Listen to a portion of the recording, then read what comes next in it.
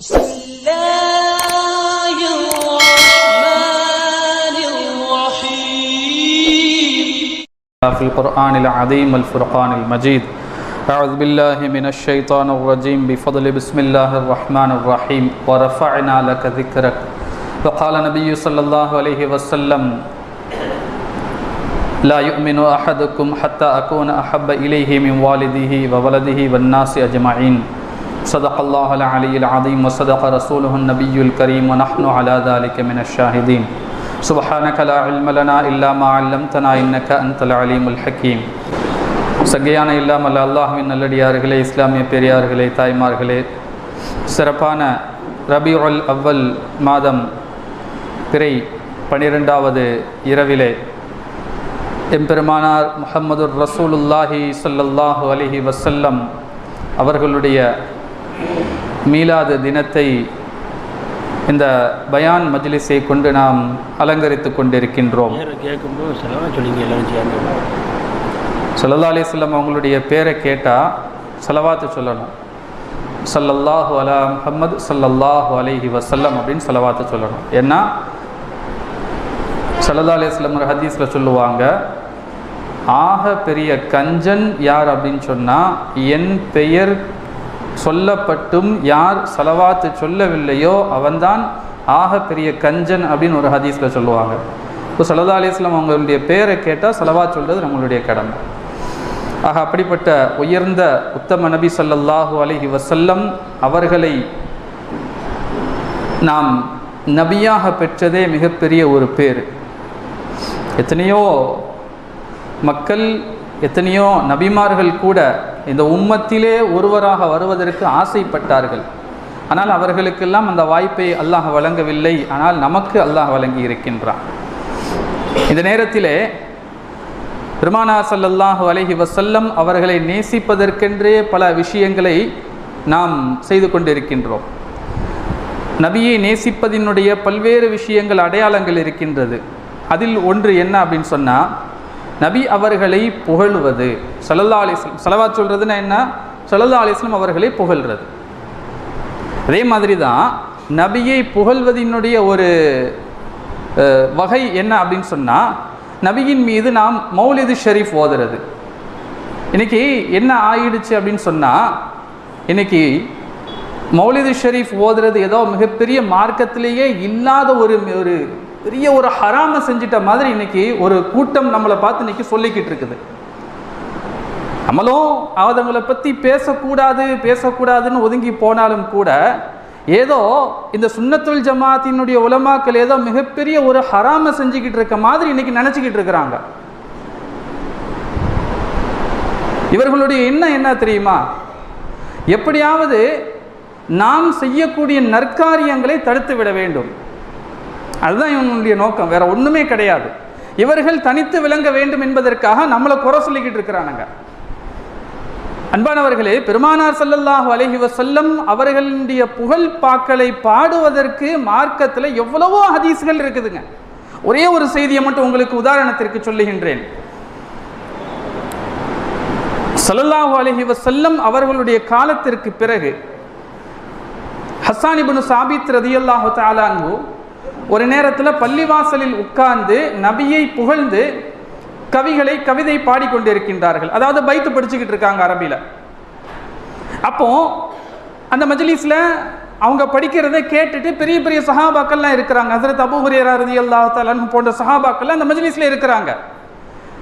உள்ள பள்ளிவாசலுக்கு உள்ள அப்போது உமர் ரலியல்லாஹு தஆலா அன்ஹு உள்ள வர்றாங்க.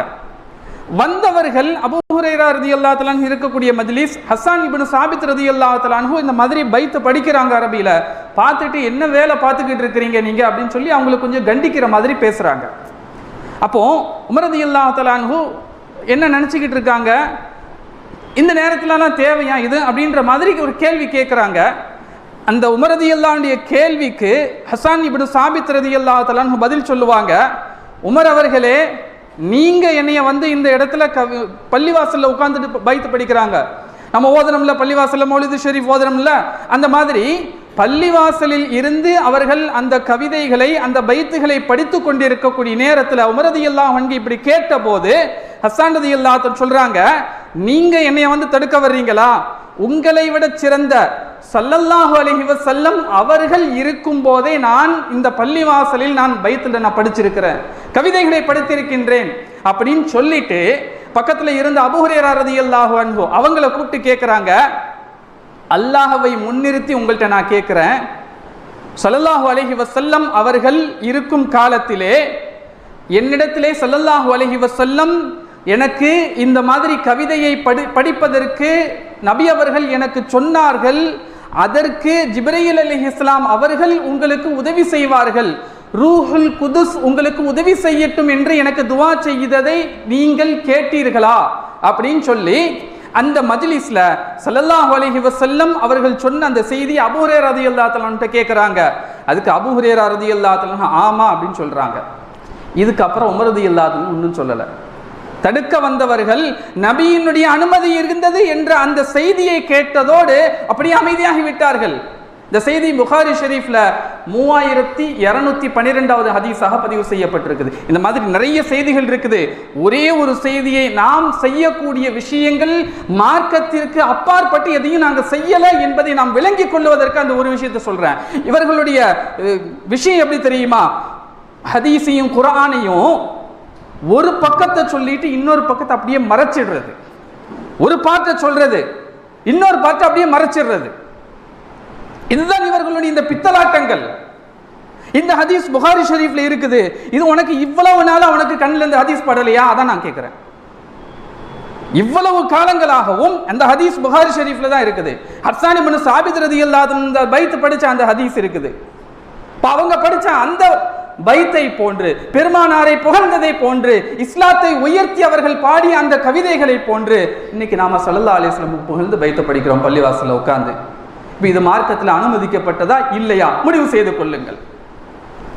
இன்னொரு ஒரே ஒரு செய்தியோடு நிறைவிற்கு வருகிறேன். அடுத்து ஒன்று சொல்லுவாங்க, நம்ம சோறு போடுறோம்ல தபர்ருக், அது அவர்களுடைய பார்வையில், அதாவது மன் தஷப்பஹ பிகௌமின் ஃபஹுவ மின்ஹும் அப்படின்னு சொல்லி சொல்றாங்க.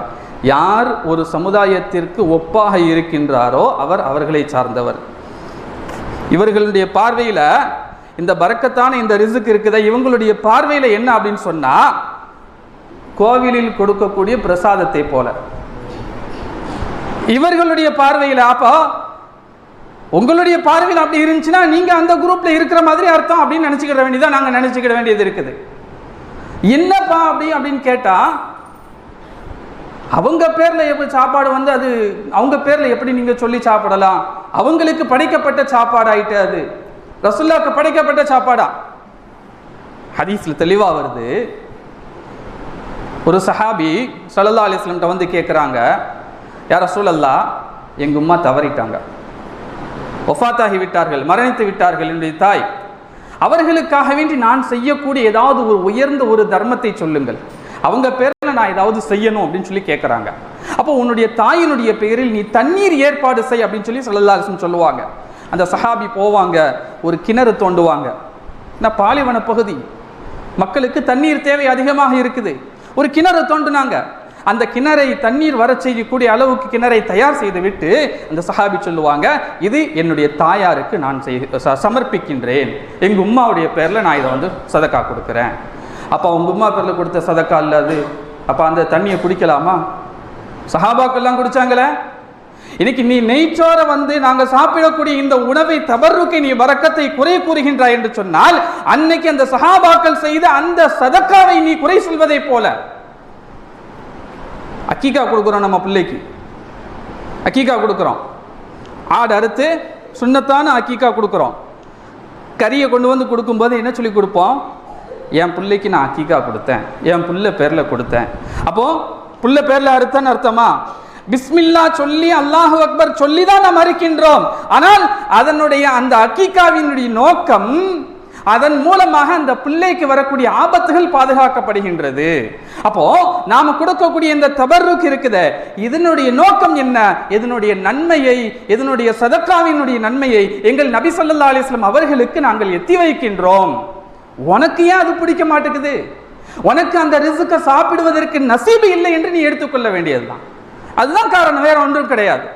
ஆக நம்ம கொடுக்கக்கூடிய இந்த சதக்கா இருக்குதே, சாப்பாடு கொடுக்கிறது, இது அவர்களுடைய பார்வையில் வேண்டுமானால் என்னவெல்லாம் இருந்துட்டு போகுது.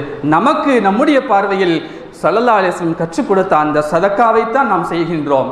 சாப்பாடு கொடுக்கும்போது எந்த மிஸ்கின் வந்தாலும் அடித்து பற்றி விடுறது கிடையாது. அவர்களுக்கும் அந்த உணவை கொடுத்துத்தான் அனுப்புகின்றோம்.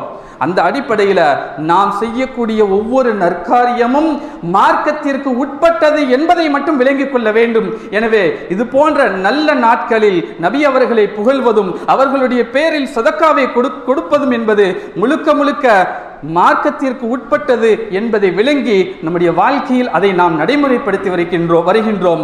இன்ஷா அல்லாஹ் வரும் காலங்களிலும் இது போன்ற நற்காரியங்களை தொடர்ந்து செய்யக்கூடிய நசீபை அல்லாஹ் நாம் அனைவருக்கும் தந்தருள்வானாக. வாஹிரு தஅவானா அல்ஹம்துலில்லாஹி ரப்பில் ஆலமீன். அஸ்ஸலாமு அலைக்கும் வரஹ்மத்துல்லாஹி வபரகாத்துஹு.